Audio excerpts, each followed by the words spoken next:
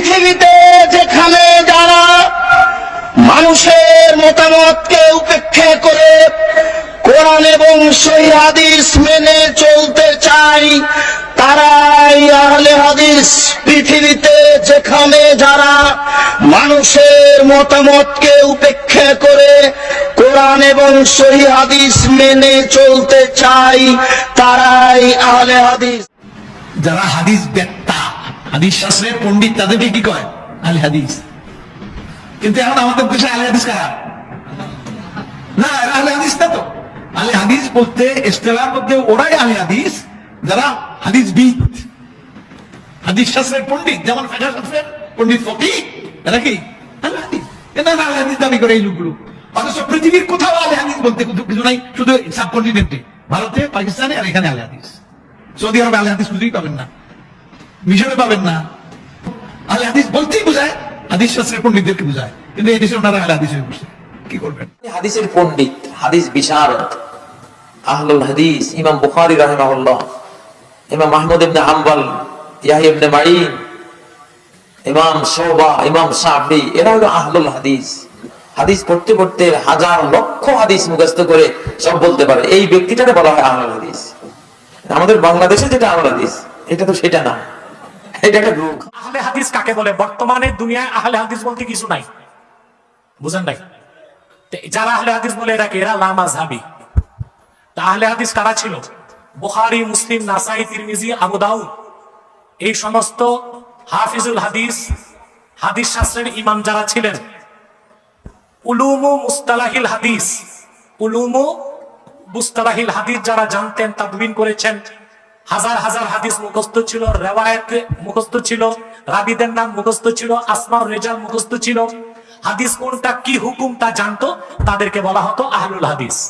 ওই রকম একজন আহলুল হাদিস ছিলেন আব্দুল হক মুহাদ্দিস দেলভি, যিনি 450 বছর আগে ইন্তেকাল করছেন।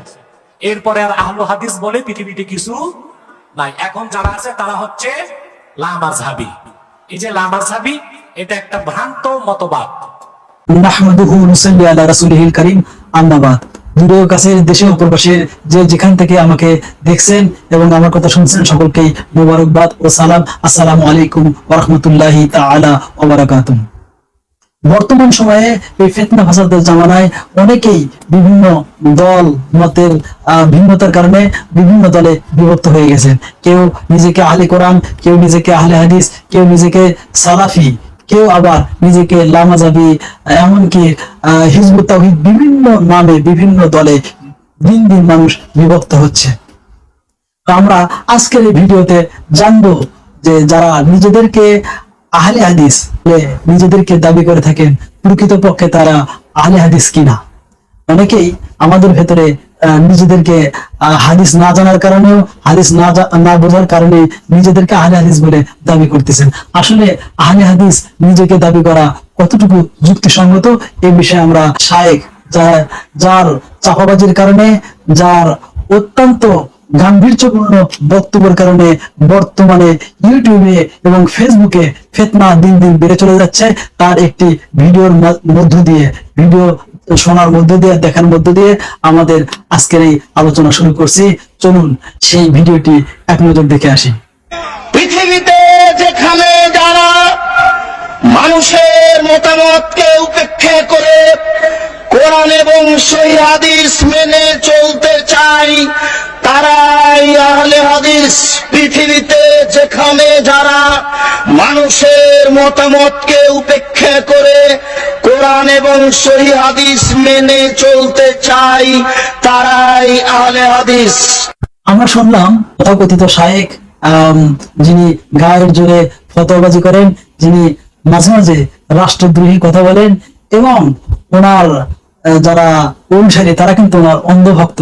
মাঝে মাঝে কিন্তু এইভাবেই কিতাব ছাড়া মাসলা মাসাইল নিজের থেকে প্রদান করে থাকেন, এবং তিনি হাদিস, সহিহ হাদিসকে জাল বলেন, জাল হাদিসকে সহিহ হিসেবে সাব্যস্ত করেন। তো যাই হোক, তিনি কিন্তু তার একটা ভিডিওতে বলেছেন, আমি গত 30 বছরে কোরআন হাদিসের বাইরে কোনো কথা বলিনি। অথচ যে কথাটা এই মুহূর্তে আমরা শুনলাম, সেটা কিন্তু কোরআন হাদিসে কোথাও খুঁজলে পাওয়া যাবে না। এ পর্যায়ে এটার সঠিক মাসালা কি হবে বা এই বিষয়ে অন্যান্য ওলামাই কেরাম কি বলেন, চলুন একটা ভিডিওর মধ্যে দিয়ে তা জেনে আসি। হাদিস কি বুঝলেন আপনি এখানে? যারা হাদিস বেত্তা, হাদিস শাস্ত্রের পণ্ডিত, তাদেরকে কি কয়? আহলে হাদিস। কিন্তু এখন আমাদের দেশে আহলে হাদিস কারা? না, এরা আহলে হাদিস না তো। আহলে হাদিস বলতে ইসলামের মধ্যে ওরাই আহলে হাদিস যারা হাদিসবিদ, হাদিস শাস্ত্রের পণ্ডিত, যেমন ফিকহ শাস্ত্রের পণ্ডিত ফকিহ, এরা কি আহলে হাদিস? এরা আহলে হাদিস দাবি করে এই লোকগুলো। অথচ পৃথিবীর কোথাও আহলে হাদিস বলতে কিছু নাই, শুধু সাবকন্টিনেন্টে, ভারতে, পাকিস্তানে, আর এখানে আহলে হাদিস। সৌদি আরবে আহলে হাদিস খুঁজেই পাবেন না, মিশরে পাবেন না। আহলে হাদিস বলতেই বোঝায় হাদিস শাস্ত্রের পণ্ডিতদেরকে বোঝায়, কিন্তু এই দেশে ওনারা আহলে হাদিস হয়ে বসে। কি করবেন? আমরা এতক্ষণ দেখলাম তাদেরই ঘরানার একজন আলেমের মুখ থেকে যে আহলে হাদিস কারা সেই বিষয়ে। তো এবার চলুন কাজী ইব্রাহিম উনি কি বলেন, ওনার আলোচনাটা শুনে আসি। আহলুল হাদিস মানে হাদিসের পণ্ডিত, হাদিস বিশারদ। আহলুল হাদিস ইমাম বুখারী রাহিমাহুল্লাহ, ইমাম আহমদ ইবনে হাম্বল, ইয়াহইয়া ইবনে মাঈন, ইমাম শুবা, ইমাম শাফি, এরা হলো আহলুল হাদিস। হাদিস পড়তে পড়তে হাজার লক্ষ হাদিস মুখস্থ করে সব বলতে পারে, এই ব্যক্তিটাকে বলা হয় আহলুল হাদিস।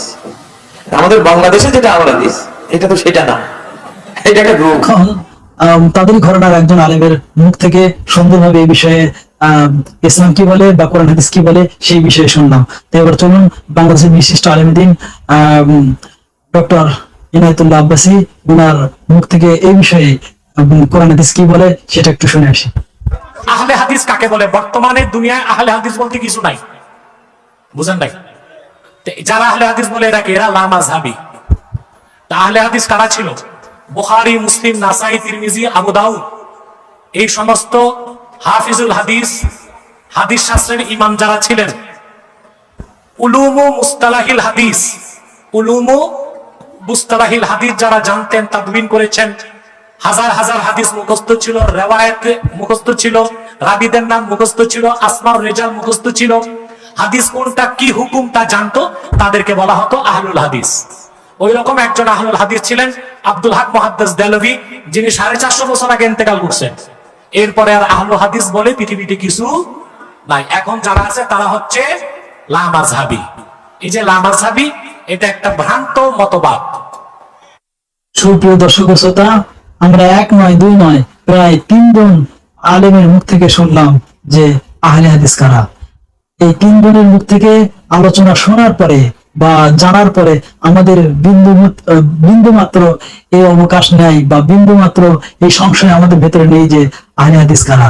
তাহলে যারা আহলে হাদিসের নামে বা কোরআন হাদিসের নামে ফিতনা ফাসাদ আমাদের মাঝে সৃষ্টি করছে, মূলত তারাই ফিতনাবাজ। যারা কোরআন হাদিসের কথা বলছে, কোরআন হাদিসের দোহাই দিয়ে মানুষকে বিভ্রান্তের দিকে নিয়ে যাচ্ছে, তারাই মূলত বর্তমান সময়ে ফিতনাবাজ, লামাযহাবী। এদের থেকে আমাদেরকে আল্লাহ রাব্বুল আলামিন হেফাজত রাখুক এবং হক্কানি আলিম উলামার কথা অনুযায়ী জীবন চলার মতন তৌফিক দান করুক। ওয়া আখিরু দাওয়ানা আলহামদুলিল্লাহ। আসসালামু আলাইকুম ওয়া রাহমাতুল্লাহি তাআলা ওয়া